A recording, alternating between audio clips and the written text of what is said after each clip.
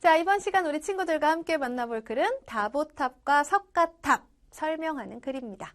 말 그대로 다보탑하고 석가탑에 대해 설명하는 글일 텐데요. 자, 어떤 내용들이 설명되어 있는지 또 설명 방법은 무엇일까를 생각하면서 글을 읽어보도록 하죠. 우리나라에는 화강암을 쪼아 만든 석탑이 많습니다. 그 가운데에서 가장 유명한 탑은 다보탑과 석가탑입니다. 다보탑과 석가탑에는 공통점과 차이점이 있습니다. 라고 했어요. 그럼 뒤에 이어진 내용은 뭘까요? 다보탑과 석가탑의 공통점 그리고 차이점에 대해서 말하겠구나 라는 것을 짐작해 볼 수 있죠. 자, 그럼 그 내용이 나오는지 한번 볼까요? 짜잔! 다보탑과 석가탑은 공통점이 많습니다.로 시작하네요. 그래요. 이제부터 공통점에 대해서 말할 거예요. 어떤 공통점이 있는가 보겠습니다. 두 탑은 모두 통일신라 시대에 만들어진 것으로 만들어진 시기가 같네요. 불국사 대웅전 앞뜰에 나란히 서 있습니다. 있는 장소도 같아요. 불국사 대웅전 가본 친구들 있으면 맞아. 그때 양쪽에 있었던 바로 그 탑. 맞습니다. 다보탑과 석가탑이에요. 또 우리나라에 국보로 지정되어 그 가치를 인정받습니다. 두 탑 모두 국보로 지정되어 있다고 하는 것도 공통점이라고 할 수 있겠죠. 자, 이어지는 내용 보겠습니다. 그러나 두 탑의 모습은 매우 다릅니다. 그랬어요. 매우 다르다라고 하는 건 뭘까요? 이제부터 다보탑과 석가탑의 차이점에 대해서 설명할 거라는 것을 알게 해주죠. 자, 어떻게 다른지 볼까요? 다보탑은 장식이 많고 화려합니다.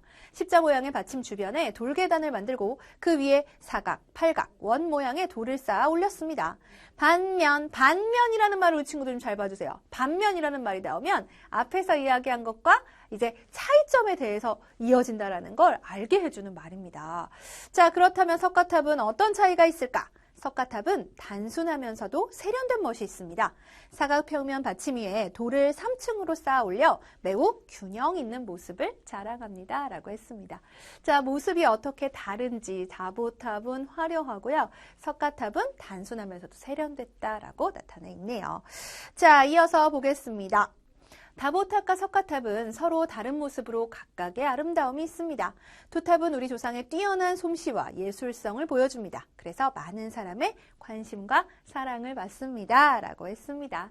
자, 글의 내용을 모두 만나봤어요. 어떤 내용들이죠? 다보탑과 석가탑인데 그 중에서도 그래요. 공통점과 차이점에 대해서 알려주었다는 것을 살펴볼 수 있습니다. 자, 그렇다면 우리 친구들 이렇게 공통점과 차이점을 설명하는 방법엔 어떤 것이 있을까요? 또 그 외에 그러니까 공통점, 차이점 말고도 다르게 설명하는 방법들도 있을 것 같은데 설명 방법에 대해서 알아보도록 하겠습니다. 자, 여러 가지 설명 방법. 먼저 비교와 대조가 있어요. 비교와 대조는 두 가지 이상의 대상에서 공통점이나 차이점을 찾아 설명하는 방법인데요. 여기서 좀 구별을 할 필요가 있습니다. 비교는 공통점을 찾아 설명하는 것을 말하고요.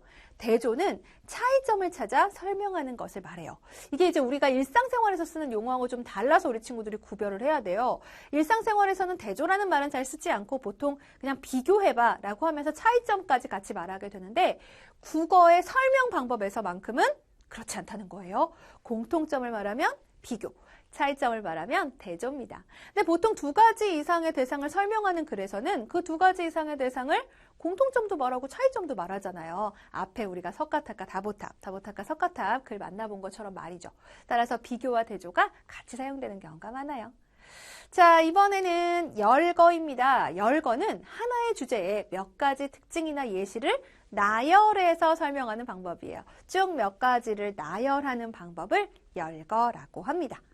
자, 이어서 볼까요? 이번에는 분석입니다. 분석은 전체를 여러 부분으로 나누어 부분별로 설명하는 방법이에요. 예를 들어 개미를 분석하면 머리, 가슴, 배로 분석해 볼 수 있죠. 머리, 가슴, 배를 합치면 개미라는 하나의 대상이 나오죠. 이런 하나의 대상을 그것을 구성하는 요소로 쪼개어서 설명하는 방법을 분석이라고 해요. 자, 이어서 분류가 있습니다. 우리 분석과 분류를 많이 헷갈리는데 굉장히 달라요.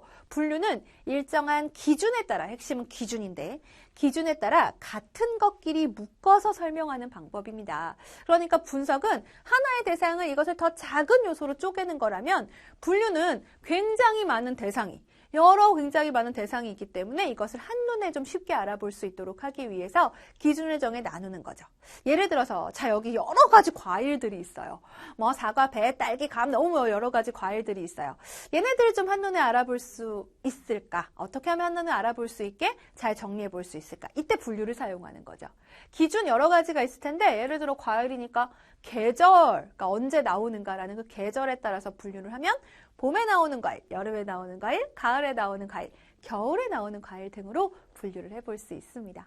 자, 이렇게 여러 가지 설명 방법들이 있네요. 내가 어떤 대상을 설명하고자 하느냐에 따라서 필요한 설명 방법을 골라서 설명하면 되는데 그러면 앞에서 봤던 글, 다보탑과 석가탑은 어떤 설명 방법이 쓰였을까요?